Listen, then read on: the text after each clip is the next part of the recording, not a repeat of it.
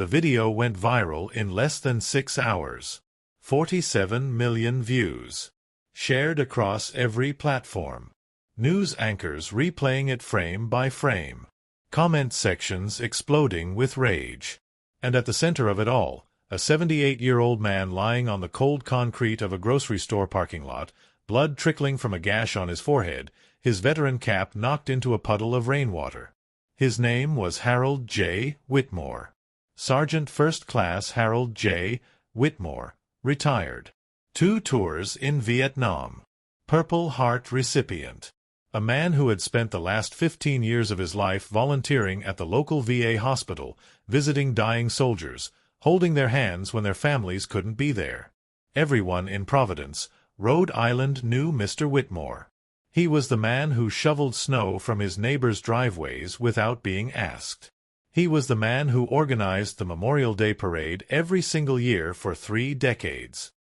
He was the man who still wore his uniform, pressed and perfect, to every veteran's funeral in the county, because he believed no soldier should be buried without a brother standing witness. Harold Whitmore was not just a man. He was a symbol of everything good about the greatest generation. And on a cold Tuesday evening in March, he was brutally attacked by a 24-year-old named Derek Lawson. The surveillance footage told the whole story. Mr. Whitmore had accidentally bumped Derek's luxury SUV with his shopping cart, a minor scratch, barely visible. He immediately apologized, removed a handkerchief from his pocket, and attempted to wipe the mark away. But Derek wasn't interested in apologies. He exploded out of the driver's seat, screaming obscenities. Witnesses later testified that his face was twisted with rage, veins bulging in his neck. He called the elderly veteran a worthless old man and a senile waste of space. Mr. Whitmore, ever dignified, simply said, "Son, I served this country for 30 years. I've apologized. Let's not make this worse." Derek's response was to shove him hard. The old man stumbled backward, his legs unable to compensate. His head struck the concrete with a sickening crack that witnesses said they could hear from 50 feet away. But Derek wasn't done. As Mr. Whitmore lay dazed and bleeding, Derek stood over him and spat, "Maybe next time you'll watch where you're going, Grandpa. Do you know who my father is? Nothing's going to happen to me. Nothing." Then he got back in his SUV and drove away. He didn't call for help. He didn't check if the man was breathing. He simply left him there, like garbage. It was a teenage grocery store employee named Maria Santos who ran to Mr. Whitmore's side, pressing her apron against his wound, calling 911 with shaking hands. "Please hurry," she sobbed into the phone. "There's so much blood. He keeps asking for his wife. Please, please hurry." Mr. Whitmore suffered a severe concussion, 3 fractured ribs from the fall, and a laceration that required 22 stitches. Doctors said that if he had been left there much longer, he might not have survived. The news exploded. Local stations ran the story every hour. National networks picked it up by the next morning. Social media became a firestorm of outrage. Who is Derek Lawson? Justice for Harold. Lock him up and throw away the key. The hashtags trended for days. But it was a single detail that made the case truly explosive, a detail that the media uncovered within 48 hours of the attack. Derek Lawson wasn't just some random privileged kid. His father was Captain Raymond Lawson, a 28-year veteran of the Rhode Island State Police and one of the most decorated officers in the department's history. A man known for his integrity. A man who had built his entire career on the principle that no one was above the law. The public demanded to know, would the son of a police captain receive special treatment? Would the system protect its own? The pressure was immense. The district attorney, facing an election year, announced that Derek Lawson would be charged with aggravated assault with intent to cause serious bodily harm, a felony that carried up to 15 years in prison. The arraignment was set for April 15th. The courtroom would be packed. The cameras would be rolling. And the Honorable Judge Frank Caprio, a veteran jurist known for his compassion but also his unwavering commitment to justice, would be presiding. The entire nation was watching. Everyone expected a straightforward case. A guilty plea, perhaps. A stern sentence. Justice served. But an unexpected revelation was about to change everything in the courtroom. The Providence Municipal Courthouse had never seen a crowd like this. By 7 a.m., 3 hours before the hearing was scheduled to begin, the line stretched around the block. Reporters jostled for position. Photographers tested their lenses. Protesters held signs demanding justice, their chants echoing off the limestone columns. Justice for Harold. No special treatment. Respect our veterans. Inside, every seat was filled. Every standing room spot was claimed. The bailiffs had turned away over 200 people who couldn't fit. The air was thick with tension, the kind you could feel pressing against your chest, making it hard to breathe. At exactly 10 a.m., the side door opened. Judge Frank Caprio entered. He was 83 years old, with silver hair and deep lines carved into his face by decades of service. His black robe flowed behind him like the shadow of authority itself. He had presided over thousands of cases in his career, earning a reputation for wisdom, fairness, and an almost supernatural ability to see through lies. He was beloved by the public, famous, even, for the moments of humanity he showed in his courtroom. Videos of his compassionate exchanges with defendants had touched millions. But today, there was no warmth in his eyes. Today, those eyes were steel. He took his seat, adjusted his glasses, and surveyed the packed courtroom with a slow, deliberate gaze. "This court will come to order," he said quietly. The room fell instantly silent. The prosecution presented its case first, methodically, devastatingly.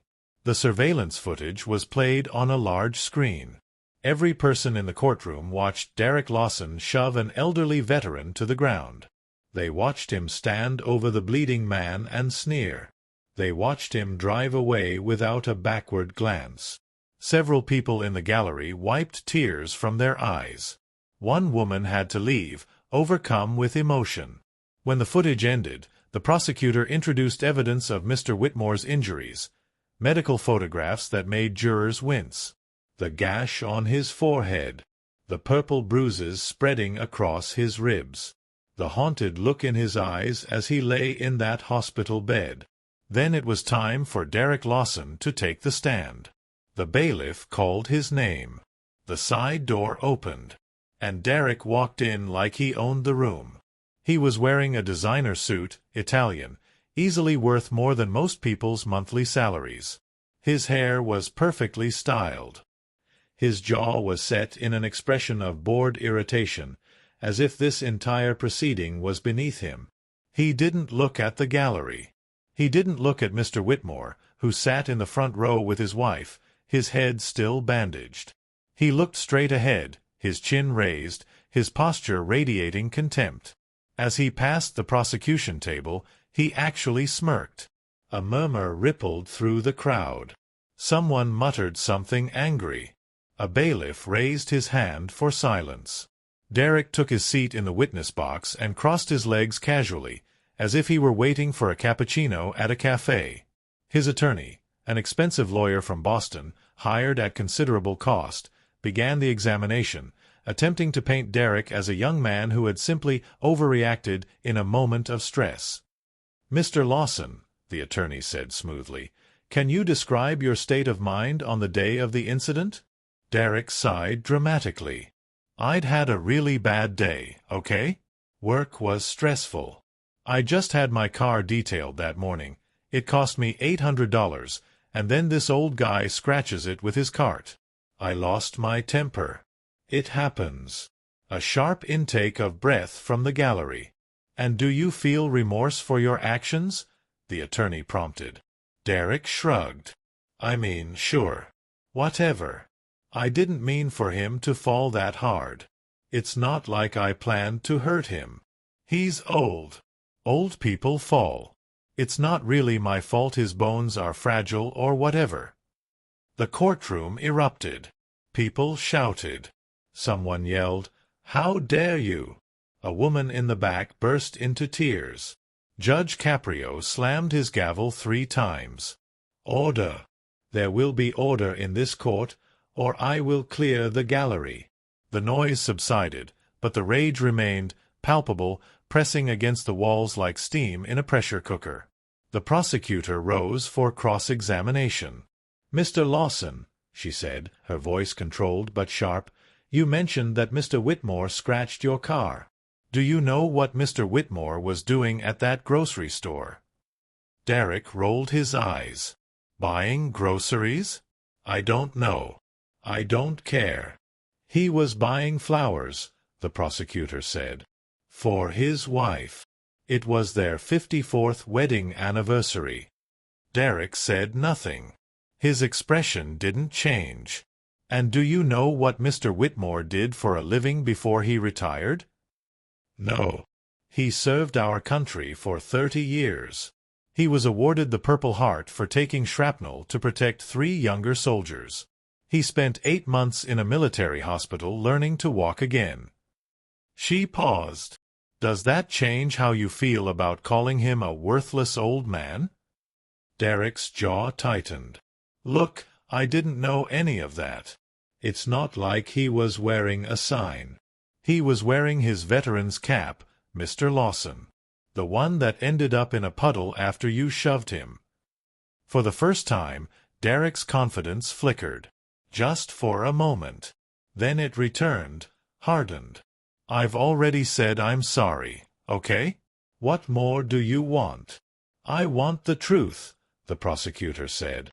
"And I want you to look at Mr. Whitmore, the man you left bleeding on the concrete, and tell him you're sorry. Right now. To his face." Derek hesitated. The courtroom held its breath. Slowly, reluctantly, Derek turned his head toward the front row, where Harold Whitmore sat with his wife's hand in his. The old man's face was calm, dignified, unbroken. Derek opened his mouth, and what came out was not an apology. "I'm sorry you got hurt," he said flatly. "But maybe next time you should be more careful around other people's property." The courtroom exploded again. Judge Caprio's gavel came down like thunder. "Enough." The room went silent. The judge leaned forward, his eyes boring into Derek with an intensity that made the young man shrink back in his seat. "Mr. Lawson," Judge Caprio said, his voice barely above a whisper but carrying to every corner of the room, "in my 43 years on this bench, I have seen thousands of defendants. I have seen genuine remorse. I have seen men and women break down in tears, begging for forgiveness, desperate to make amends." He paused. "What I see before me now is none of those things. What I see is arrogance. What I see is entitlement. What I see is a young man who believes that money and connections will shield him from the consequences of his actions." Derek's attorney stood. "Your Honor, I object to this characterization." "Sit down, counselor. I am not finished." The attorney sat. Judge Caprio turned to Mr. Whitmore. "Sir," he said, his tone softening, "would you like to address the court?"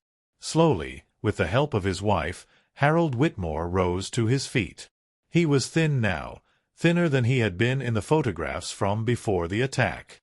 His face was pale, but his spine was straight, and his voice was steady. "Your Honor," he said, "I've been hit harder than this boy could ever hit me. I've been shot at. I've been blown up. I've held dying friends in my arms in jungles half a world away." He paused, gathering himself. "What hurt me most that day wasn't the fall. It wasn't the stitches. It was hearing a young American, someone I would have fought and died to protect, tell me I was worthless, that my life didn't matter, that his car was more important than my dignity." His voice cracked, but he continued, "I'm not asking for revenge. I'm asking for something this young man has never been taught: accountability, respect, the understanding that every person, Every single person has value. He sat back down. His wife squeezed his hand. The courtroom was utterly silent. Judge Caprio removed his glasses and rubbed his eyes. When he looked up again, there was something ancient in his gaze, something forged by decades of seeing humanity at its worst and its best. "Mr. Lawson," he said, "before I proceed, I need to ask, is there anyone here today who wishes to speak on your behalf? A character witness? A family member?" Derek's attorney shook his head. "Your Honor, Mr. Lawson's family has chosen not to." And then someone stood up in the back of the courtroom. Every head turned. A man rose from the very last row, where he had been sitting alone, partially hidden by a marble column. He was in his late 50s, broad-shouldered, with gray hair cut military short. He wore a simple dark suit, no badge, no insignia, but there was something unmistakably authoritative in the way he carried himself. He stepped into the center aisle, and Derek Lawson's face went white. "Dad?" he whispered. "What are you?" The murmuring began instantly. People recognized him. Phones were raised. Reporters scribbled frantically. Captain Raymond Lawson, 28-year veteran of the Rhode Island State Police. A man who had put hundreds of criminals behind bars. A man whose name was synonymous with law and order. He walked slowly toward the front of the courtroom, his footsteps echoing in the silence. He didn't look at his son. He kept his eyes fixed on the judge. When he reached the bar, he stopped. "Your Honor," he said, his voice rough, "I apologize for the disruption. I know I have no official standing in these proceedings, but I am requesting, respectfully, permission to address the court." Judge Caprio studied him for a long moment. The tension was suffocating. "Captain Lawson," the judge said finally, "this is highly irregular." "I know, Your Honor. The public believes you're here to protect your son, to call in favors, to make this disappear." Raymond Lawson's jaw tightened. "The public is wrong." Another long pause. Then Judge Caprio nodded slowly. "Very well. Approach." Raymond walked to the witness stand. He didn't sit. He stood there, facing the courtroom, facing his son, facing the weight of everything that had brought them to this moment. "My name is Raymond Michael Lawson," he began. "I have served the people of Rhode Island for 28 years. I have dedicated my life to upholding the law, not because it was easy, but because I believed in something bigger than myself." He paused. "I raised my son alone after his mother died when he was 7. I worked double shifts. I missed birthdays. I missed school plays. I told myself I was doing it for him, building a future, providing stability." His voice wavered for the first time. "But I see now that I failed him in the way that mattered most. I gave him things instead of time. I gave him money instead of guidance. I made excuses for his behavior instead of holding him accountable. When teachers called about problems, I used my position to make those problems disappear. When he got into trouble, I cleaned up his messes." He turned to look at Derek. The young man was staring at his father with an expression of pure shock, and something else. Something that might have been the first crack in his armor. "I created this," Raymond said. "I created a young man who believes rules don't apply to him, who thinks connections matter more than character, who could stand over a bleeding veteran and feel nothing but inconvenience." His voice broke. "That is my failure, my shame, and I will carry it for the rest of my life." He turned back to the judge. "Your Honor, I did not come here to ask for leniency. I did not come here to protect my son from consequences. I came here for the opposite reason." The courtroom was absolutely still.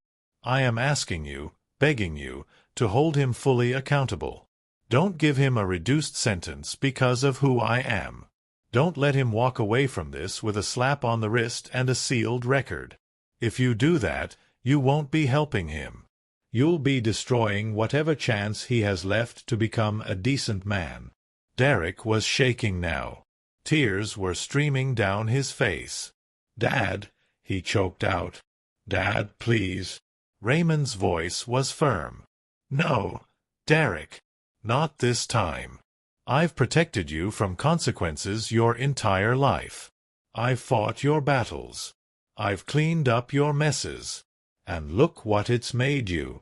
He gestured toward Harold Whitmore. "Look at that man. Look at what you did to him. He served this country with honor while you've done nothing but take.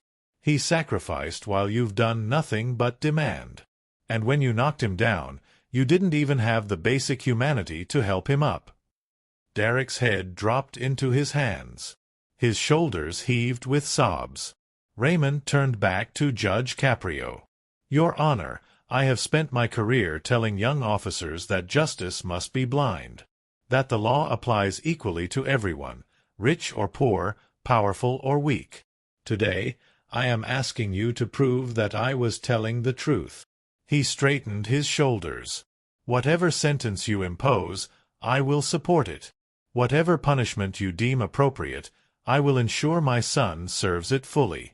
Because that is the only way he will ever learn. That is the only way I can begin to make amends for the man I allowed him to become." He looked at his son one final time. "I love you, Derek. I have always loved you. But love without accountability is not love, it's indulgence. And indulgence has brought us here, to this courtroom, with an innocent man's blood on your hands." He turned back to the judge. "I'm done protecting him from himself. Do what justice requires." And then Raymond Lawson walked back to his seat in the last row and sat down. Alone. The courtroom was silent except for Derek's broken sobbing. Judge Caprio sat motionless for a long moment, his expression unreadable. Then he removed his glasses, cleaned them slowly, and put them back on. "We will take a 30-minute recess," he said quietly. "When we return, I will deliver my sentence."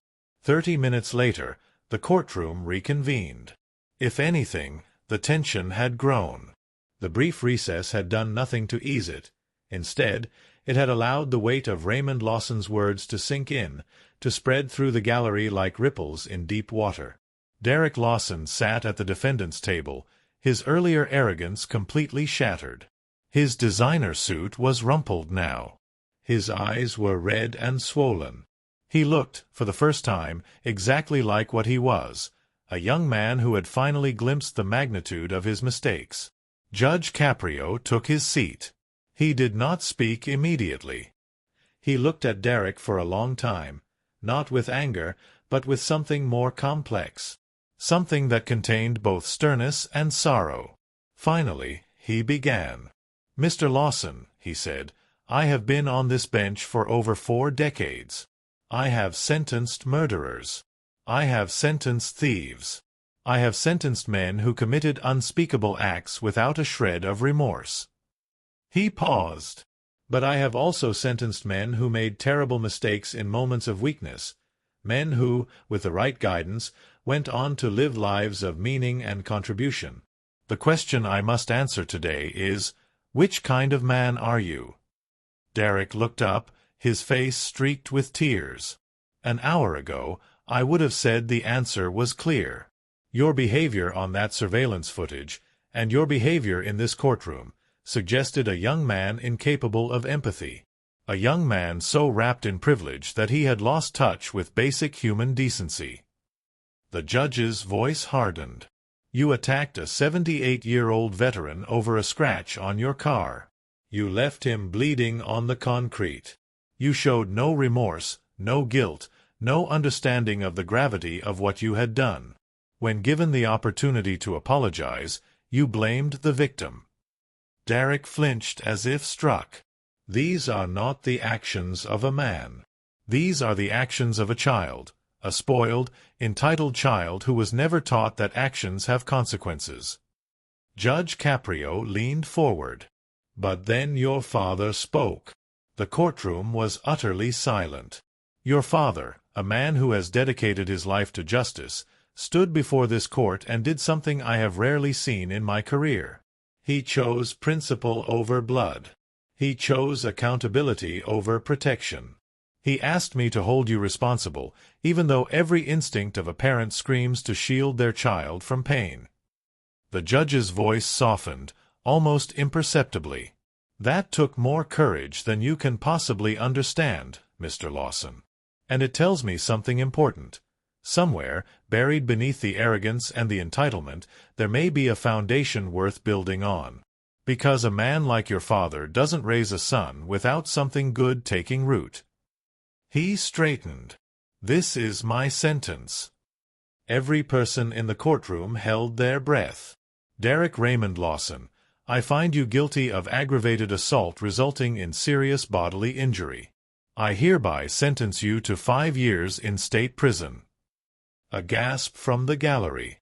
Derek's face went pale. However, the judge continued, I am suspending 3 years of that sentence under the following conditions. He began to list them, each one landing like a hammer blow. 1. You will serve 2 full years in a minimum security correctional facility, with no possibility of early release. 2. Upon release, you will complete 1,000 hours of community service at the Providence Veterans Hospital, the same hospital where Mr. Whitmore volunteers. You will clean floors. You will empty bedpans. You will look into the eyes of men and women who sacrificed everything for this country, and you will serve them. 3. You will complete an intensive program in anger management and empathy training, certified by a court-approved psychologist. 4. You will write a personal letter of apology to Mr. Whitmore, not through your attorney, not through your father, but in your own hand, from your own heart. You will read it aloud to him before you begin your sentence. 5. You will pay full restitution for all medical expenses, plus an additional $50,000 to a veterans charity of Mr. Whitmore's choosing. 6. Any violation of these conditions will result in the immediate imposition of the full 5-year sentence, with no further leniency. Judge Caprio removed his glasses. Do you understand these terms, Mr. Lawson? Derek's voice was barely audible. Yes, Your Honor. I want to be very clear about something, the judge said. I am not giving you this chance because of who your father is. I am giving you this chance despite who your father is, because he had the integrity to ask me not to show you favoritism. I am giving you this chance because I believe, perhaps against my better judgment, that redemption is possible. He leaned forward one final time. Don't make me regret it. Before Derek was led away, Raymond Lawson stood once more. Your Honor, he said, with the court's permission, I would like to add something. Judge Caprio nodded. Raymond faced his son. Derek, when you're released in 2 years, you will no longer have access to your trust fund. I'm dissolving it. Every penny will go to veterans organizations. Derek's eyes widened. Dad, you will also no longer have access to the apartment I've been paying for, or the car, or the credit cards. When you get out, you will start from zero. You will work. You will earn. You will build something with your own hands, or you will have nothing. His voice cracked. But I will be there. Every visiting day. Every step of the way. Not to rescue you. Never again to rescue you, but to walk beside you while you rescue yourself. Because that's what a father is supposed to do. Derek broke down completely, sobbing like the child he had never been allowed to outgrow. Raymond crossed the courtroom and, for the first time that day, embraced his son. I love you, he whispered. And because I love you, I'm finally going to let you become a man. Then Harold Whitmore rose. The courtroom fell silent once more. The old veteran walked slowly, painfully, toward Derek and his father. His wife tried to help him, but he gently waved her off. He stopped in front of Derek. The young man couldn't meet his eyes. "Son," Mr. Whitmore said quietly, "look at me." Slowly, Derek raised his head. "I could hate you for what you did. I could spend whatever years I have left wishing you nothing but suffering. Lord knows part of me wanted to, lying in that hospital bed." He paused. "But I've seen too much hate in my life. I've seen what it does to the people who carry it. It's a poison that destroys the vessel more than the target." He reached out and placed a weathered hand on Derek's shoulder. "I forgive you." Derek's face crumpled. "I don't forgive what you did. That was wrong, and you need to pay for it. But I forgive you," the scared, lost young man underneath all that anger. "Because I believe what your father believes, that there's something worth saving in there." He squeezed Derek's shoulder. "Don't waste this chance, son. Don't waste the sacrifice your father just made. Become the man he knows you can be. That's the only apology I need."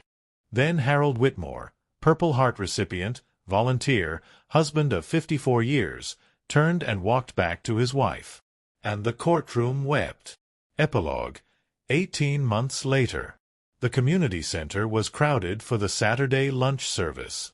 Volunteers moved between tables, carrying trays of hot food to the elderly veterans who gathered there every week. The smell of roasted chicken and fresh bread filled the air. Laughter echoed off the walls. At the back of the kitchen, a young man in a plain white apron was scrubbing pots. His name was Derek Lawson. He had been released 4 months early for good behavior.